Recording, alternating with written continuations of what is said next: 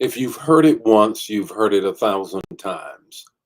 By the numbers, by the numbers, whatever the case may be, whether it's on your job, whether it is you speeding on the highway, whether it is you calculating your budget, it doesn't matter.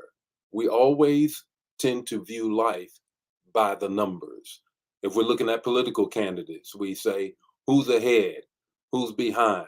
What did the polls say? By the numbers. Well, even when you're building a house and we're measuring this out or that out, it's always by the numbers. Can I afford this? Can I afford that? Well, this morning is all about the fact by the numbers of our lives, by the numbers. And that's what we're going to talk about this morning. Greet some people and then get right into the word on this morning. Get into the word on this morning.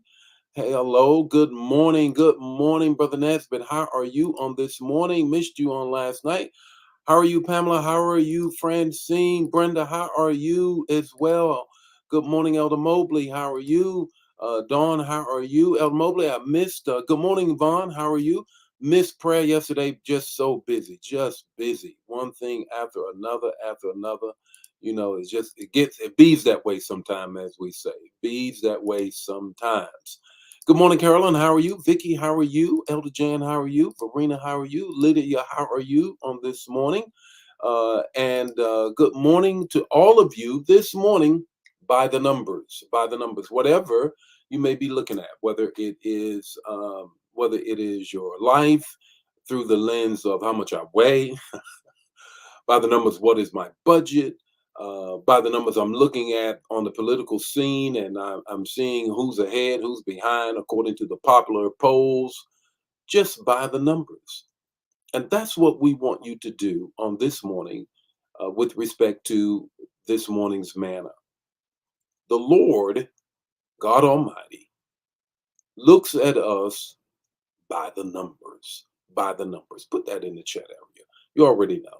I'm going to give you the text to talk to take away 5 minutes or less. Put the revelation you get in the area so we can all get the cumulative effect of that. By the numbers. Here we go. Here's the text. Isaiah 49:16. Isaiah 49:16. I have engraved you on the palms of my hands. Your walls are ever before me. I've engraved God talking to Israel, even though they have messed up by the numbers. He is still saying to them, I have engraved, I've tattooed you, I've engraved, I've carved, I have put you are in the palm of my hand. Tasha Cobbs has this song that's so powerful it'll bring you to tears when she says, He knows my name. He knows my name. Therefore, I want you to see this. I want you to grab this. The first thing is ingrained in his love. That's the first thing I want you to grab, that we are ingrained in his love. In this particular verse, God is intimately sharing and caring and showing that we are constantly in his presence, that he is constantly aware of us. No measure of us goes without him knowing. Nothing. He cares for us and he will never forget us. Our lives and our concerns are ingrained, not just our name, because if our name is there, all the things that are going on in our lives is there as well. And guess what? Wherever you go, your hands go. Whatever you do, your hands do. And therefore, God is saying, I've ingrained you. I've ingrained you. I've encarved you. I have put a tattoo of your name in my hand. I'm ingrained in his love. Here's the second thing I want you to grab a hold of. His love is immeasurable.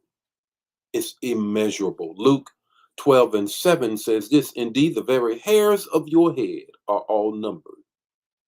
Don't be afraid. You are worth more than many sparrows. Going through some stuff? He says, I know the number of hairs on your head.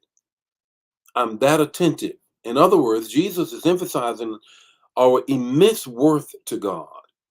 If God knows even the number of hairs on our head, nothing about us escapes his notice.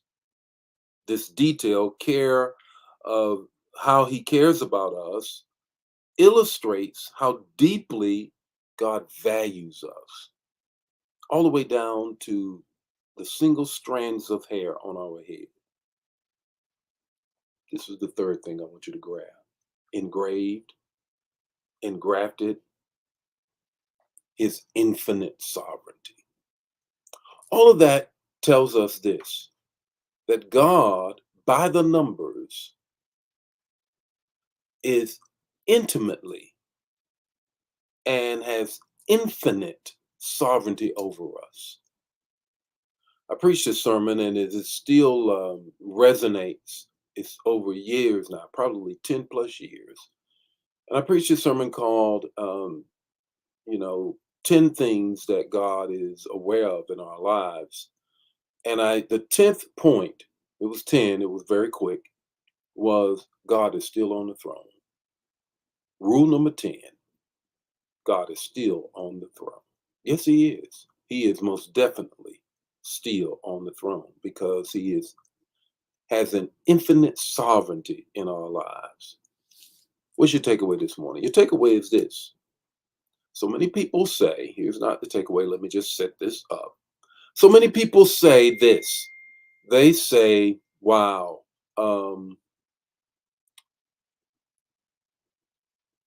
the devil is in the details.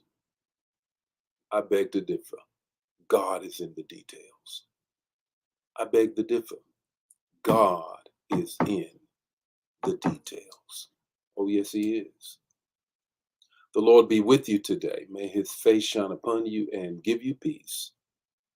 Share the man. If it bless you, bless somebody else. Don't keep it to yourself.